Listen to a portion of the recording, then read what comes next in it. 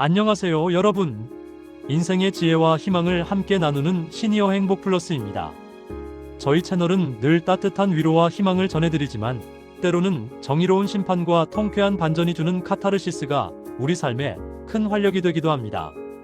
오늘 사연은 듣는 내내 가슴이 먹먹하고 또 마지막에는 주먹을 불끈 쥐게 만드는 78세 김복자 할머님의 30년 인생 대역전 드라마입니다. 우리 시니어 구독자님들께 질문을 던져봅니다. 내 삶의 전부였던 손주를 돈 때문에 강제로 뺏겼다면 당신은 그 세월을 어떻게 버텨내셨겠습니까? 30년 전 복자 할머님은 이혼한 아들 내외의 잔인한 이기심 때문에 7살 손자 정우를 미국으로 입양 보내야 했습니다. 이후 아들 내외는 연락을 끊고 잠적했습니다. 복자 할머님은 오직 손자가 돌아올 날만을 믿고 손자가 가장 좋아했던 떡볶이를 파는 작은 추억의 분식집을 30년간 지켜왔습니다. 세월이 흐르고 할머님의 노안이 깊어질 무렵 첫 번째 악몽이 다시 시작됩니다. 바로 할머님의 재산을 노린 아들 부부가 병간호라는 가면을 쓰고 돌아왔습니다. 그들의 악행은 상상을 초월했습니다. 하지만 복자 할머님은 하늘이 도왔습니다. 30년 전 강제로 떠나보낸 손주 정우 씨가 억만장자 사업가가 되어 할머님 앞에 기적처럼 나타났기 때문입니다. 지금 구독과 좋아요, 알림 설정도 함께 눌러주세요. 지금부터 김복자 할머님의 기적 같은 이야기를 시작하겠습니다. 복자 할머님의 인생 일막은 평범했지만 충만했습니다. 40대에 남편을 먼저 떠나보냈지만 아들 내외와 손주 정우가 있었기에 삶은 늘 따뜻했습니다. 특히 손주 정우는 할머님의 삶의 모든 이유였습니다. 매일 학교 후 분식집에 들러 할머니, 떡볶이가 우주에서 제일 맛있어. 라며 엄지를 치켜 세우던 기억이 할머님의 삶의 유일한 보물이었습니다. 그런데 30년 전 모든 것을 산산조각 내버린 청천벽력 같은 비극이 터졌습니다. 할머님의 아들과 며느리는 사업 실패와 함께 이혼을 결정했습니다. 아들은 친구의 보증을 잘못 썼다가 수억 원의 빚을 떠안았고 며느리는 그 빚을 감당할 수 없다며 이혼을 요구했습니다. 그들은 서로에게 양육비 폭탄을 떠넘기며 정우를 마치 짐짝처럼 취급했습니다. 애 때문에 우리 인생이 이 모양이 됐다. 너 아니었으면 성공했을 텐데. 아들은 정우에게 소리쳤습니다. 내가 없었으면 엄마도 날 안 떠났을 거야. 다 너 때문이야. 며느리는 더 잔인했습니다. 나는 이 애랑 한 푼도 나눌 생각 없어. 당신이 알아서 해. 나는 재혼할 거야. 그들은 7살 정우 앞에서 차마 입에 담을 수 없는 잔인한 말을 쏟아냈습니다. 정우는 부모의 다툼 속에서 매일 밤 이불을 뒤집어 쓰고 울었습니다. 어린 정우는 제가 잘못했어요.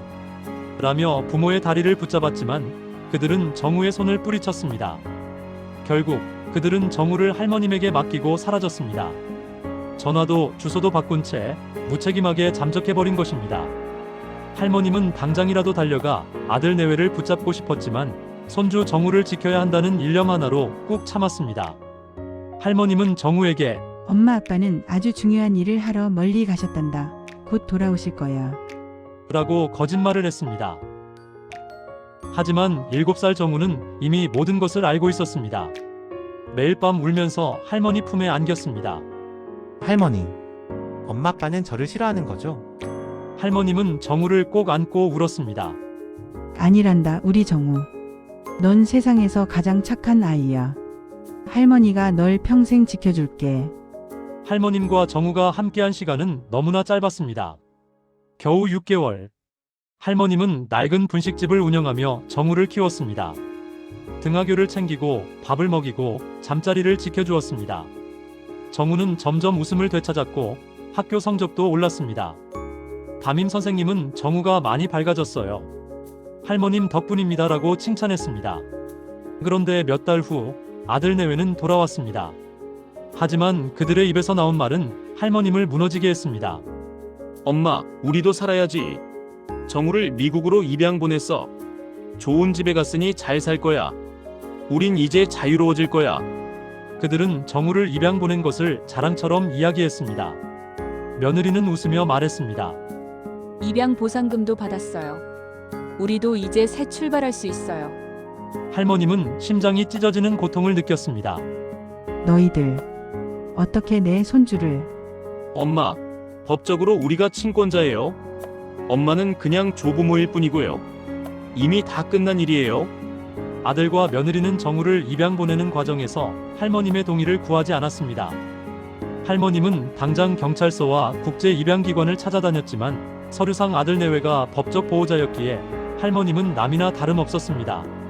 죄송하지만 법적으로 친권자의 동의만 있으면 입양은 유효합니다. 조부모님의 권리는 인정되지 않습니다. 입양기관 직원의 냉정한 말에 할머님은 무릎이 꺾였습니다. 손주 정우는 이미 미국행 비행기를 탔고 남은 것은 찾지 말라는 차가운 경고뿐이었습니다. 아들은 마지막으로 할머님께 말했습니다. 엄마, 정우 찾으려고 하지 마세요. 우리도 연락처를 모르고 알아도 안 가르쳐 줄 거예요. 정우는 이제 미국 시민이에요. 엄마랑은 아무 관계 없어요. 할머님은 매일 밤 통곡했습니다. 30년 동안 할머님은 매일 죄책감에 시달렸습니다. 내가 더 강하게 막았어야 했는데. 내가 법을 더 잘 알았어야 했는데. 법은 할머님을 보호해주지 못했습니다. 가족이라는 이름에 가장 잔인한 상실을 겪으신 겁니다. 하지만 할머님은 포기하지 않았습니다. 어머니의 심장으로, 할머니의 사랑으로 반드시 이어진 끈이 있다고 믿으셨습니다. 그 끈이 바로 떡볶이였습니다. 할머님은 결심했습니다. 정우가 돌아왔을 때 내가 여기 있다는 것을 알 수 있도록 이 동네를 떠나지 않겠다. 정우가 가장 좋아하는 떡볶이 냄새를 맡고 찾아올 수 있도록. 할머님은 정우가 가장 좋아했던 떡볶이를 파는 작은 분식집을 열었습니다. 분식집 이름은 정운의 추억의 분식이었습니다. 할머님은 분식집을 꾸려가며 매일매일 정우가 돌아올 날만을 기다렸습니다. 이 분식집은 할머님의 30년짜리 기도였습니다. 그 30년 동안 아들 내외는 한 번도 찾아오지 않았습니다. 명절에도 할머님 생신에도 전화 한 통 없었습니다. 오직 할머님만이 홀로 떡볶이를 끓이며 창밖을 바라보며 혹시나 정우가 돌아올까봐 매일 희망을 품었습니다. 분식집 벽 한쪽에는 정우의 7살 사진이 액자에 담겨 있었습니다. 할머님은 하루에 수십 번씩 그 사진을 쓰다듬으며 우리 정후, 할머니가 여기 있으니 꼭 돌아와야 한다. 할머니가 미안하다라고 속삭였습니다. 분식집은 단순한 가게가 아니라 할머님의 30년짜리 생존 이유이자 희망의 등대였습니다. 30년의 세월이 흐른 어느 날 할머님은 나이가 들어 몸이 쇠약해졌고 무릎 관절염 때문에 분식집 운영은 점점 버거워졌습니다. 설상가상으로 할머님의 아들 내외가 다시 나타났습니다. 이번엔 파산 직전의 상태였습니다. 그들은 할머님이 가진 작은 아파트와 분식집, 보증금을 노리고 병간호를 해드리겠다라는 위선적인 가면을 쓰고 돌아온 것입니다. 며느리는 말했습니다. 어머니, 그동안 정말 죄송했어요. 저희가 모시겠어요. 아들도 무릎을 꿇었습니다. 엄마, 미안해요. 이제 제대로 효도할게요. 엄마 혼자 두지 않을게요. 할머님은 그들의 이기적인 속셈을 알고 있었지만 혹시라도 아들을 통해 정우의 소식을 들을 수 있을까 하는 마지막 미련 때문에 그들의 제안을 거절하지 못하고 집으로 들여야 했습니다. 혹시 정우 소식은? 엄마, 그 얘기는 하지 마세요. 30년 전 일이잖아요. 이제 잊으세요. 아들의 차가운 말에 할머님은 가슴이 무너졌지만 혹시나 하는 마음에 그들을 받아들였습니다. 아들 내외는 할머님을 제대로 돌보지 않았습니다. 병간호는커녕 할머님의 통장과 카드를 몰래 사용하고 병원 진료비조차 할머님 돈으로 지불했습니다. 며느리는 할머님의 통장에서 매달 수백만 원을 인출했습니다. 어머니, 이건 생활비예요. 저희가 어머니 모시느라 일도 못하잖아요. 하지만 그 돈은 그들의 사치품 구매와 도박에 쓰였습니다. 할머님이 30년간 모은 피땀 어린 돈이 순식간에 사라졌습니다. 더 악랄한 것은 분식집에 대한 방해 공작이었습니다. 며느리는 손님들 앞에서 대놓고 할머님을 비하했습니다. 손님들이 하나둘씩 줄어들었고 30년간 지켜온 단골들마저 발길을 끊기 시작했습니다. 할머님은 이 모든 것을 알았지만 홀로 맞설 힘이 없었습니다. 나이든 몸으로는 그들의 악행을 막을 수 없었습니다. 어느 날 밤 할머님은 방에서 그들이 뭔가 수상한 대화를 나누는 것을 우연히 들었고 떨리는 손으로 오래된 녹음기를 켰습니다. 빨리 후견인 신청해야 해. 치매 검사 결과 나오면 내가 바로 후견인 돼서 재산 다 처분할 거야. 정우 걔는 어차피 외국 시민권자니까 한국 재산에는 손 못 대. 아들의 목소리는 냉정하고 계산적이었습니다. 며느리가 무서운 욕심에 발톱을 내밉니다. 그럼 분식집 건물은 우리 명의로 돌려야지. 30년 전에 버린 애한테 줄 순 없잖아.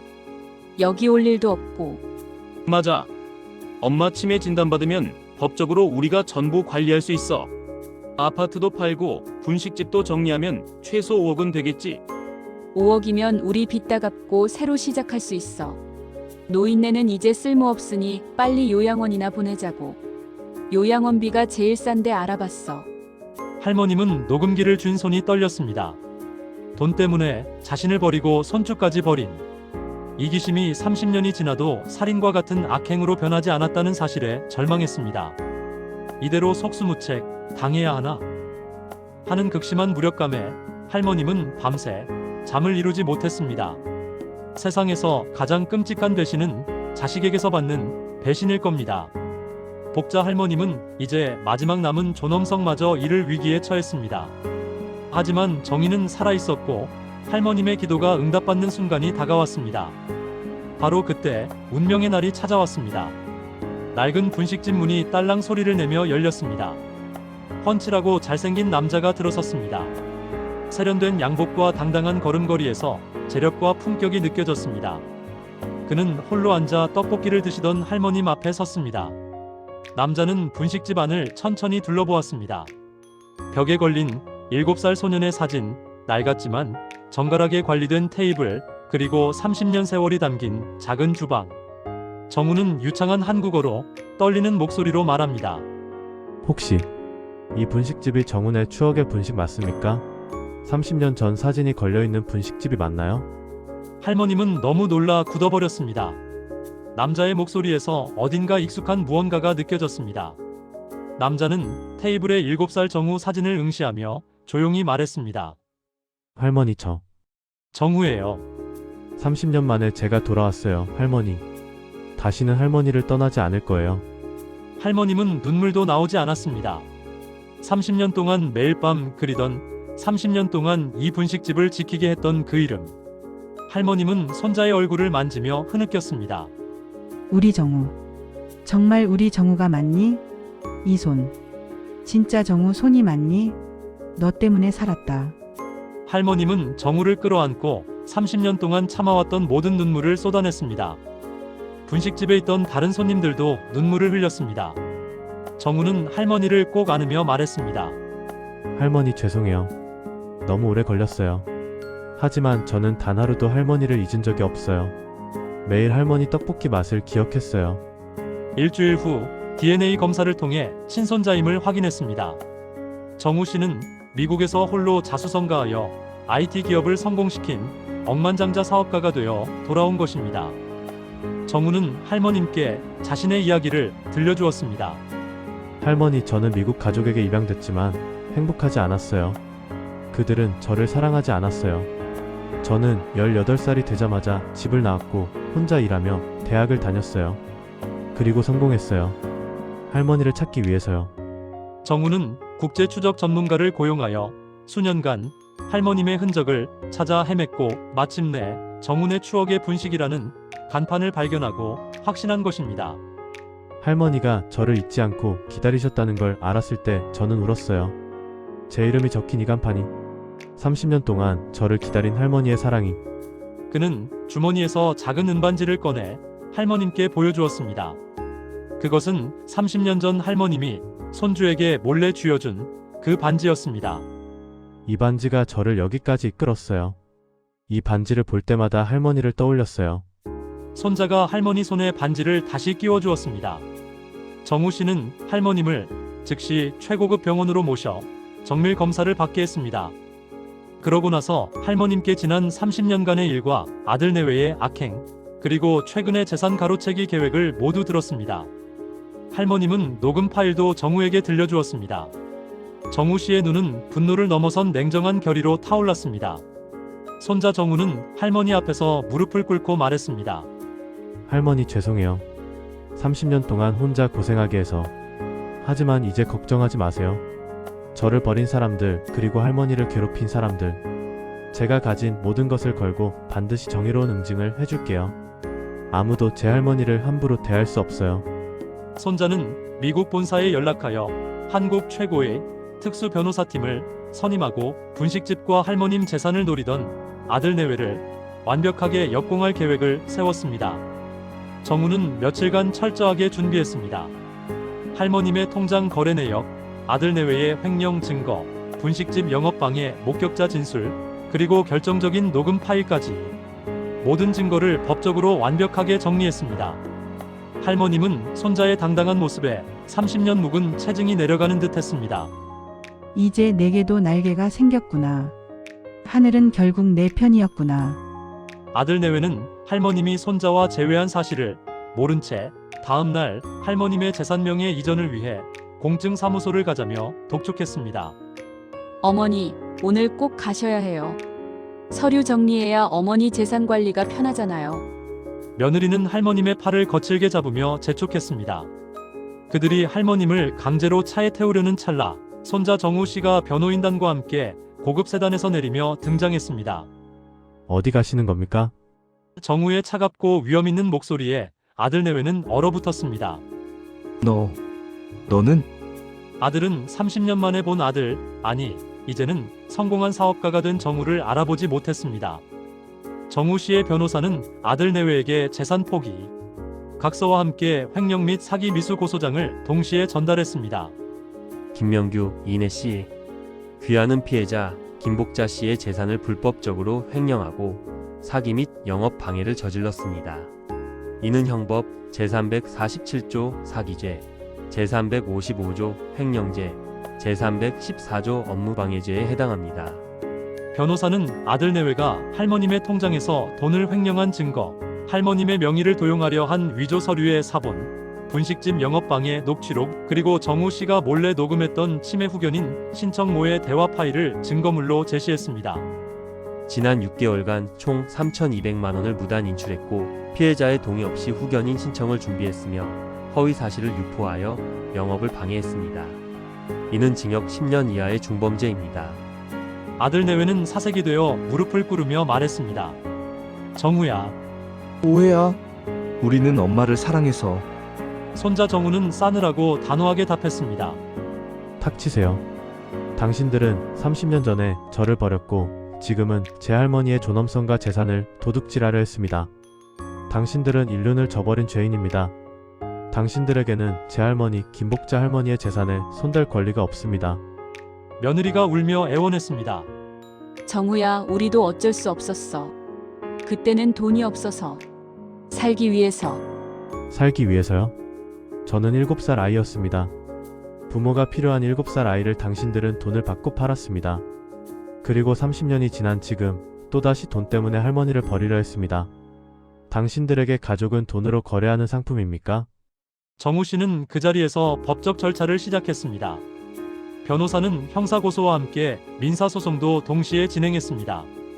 결국 아들 내외는 법적 처벌과 파산이 두려워 재산 포기 각서에 서명하고 그동안 횡령했던 금액의 10배에 달하는 위자료를 정우 씨 측에 지급해야 했습니다. 위자료 3억 2천만 원, 횡령 금액 반환 3,200만 원, 그리고 영업 손실 배상금 5천만 원. 총 4억 2천만 원을 6개월 내에 지불하십시오. 불이행 시 전 재산 가압류와 형사고소가 진행됩니다. 아들은 무너져 내렸습니다. 4억이 어디 있어? 우리 파산이야.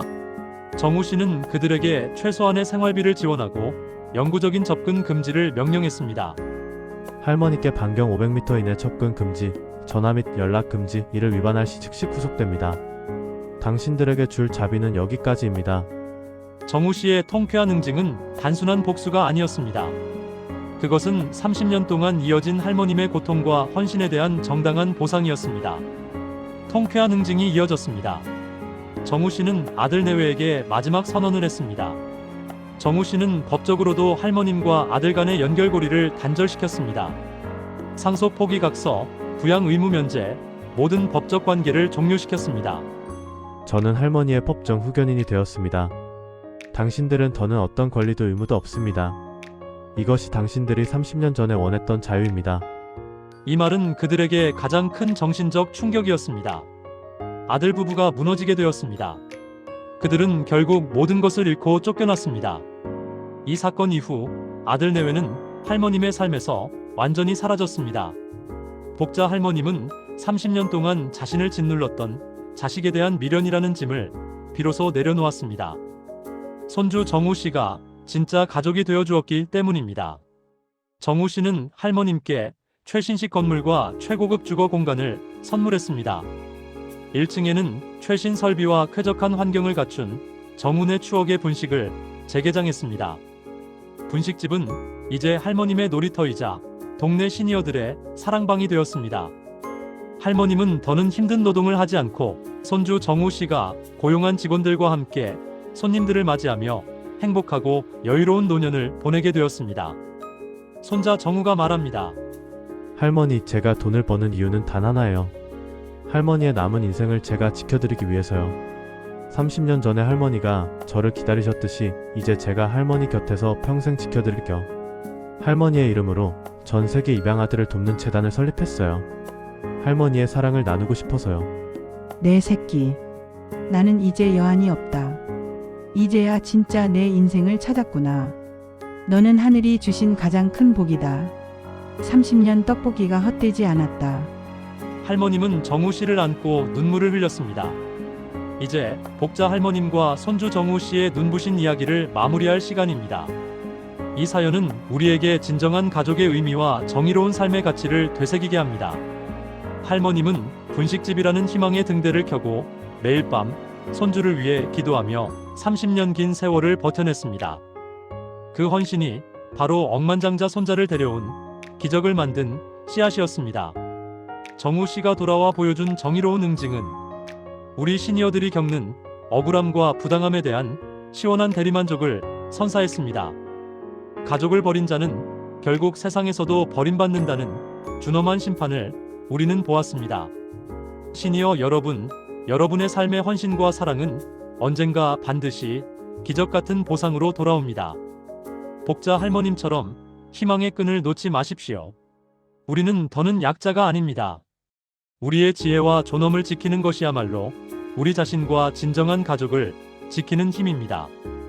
복자 할머님과 정우 씨는 이제 사랑과 존중을 기반으로 한 새로운 가족이 되었습니다. 이처럼 우리 모두에게는 인생 후반부를 다시 행복으로 채울 기적이 남아 있습니다. 가장 중요한 것은 나를 사랑하는 사람을 알아보는 눈과 나를 지킬 용기입니다. 저희 시니어 행복 충전소는 여러분의 가슴 뛰는 인생 이막을 언제나 응원합니다.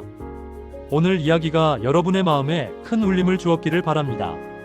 여러분은 살면서 어떤 기적을 경험하거나 기다리고 계시는가요? 댓글로 여러분의 이야기를 나눠주세요. 여러분의 기적이 곧 우리 모두의 희망이 됩니다. 구독과 좋아요는 저희에게 큰 힘이 됩니다. 감사합니다.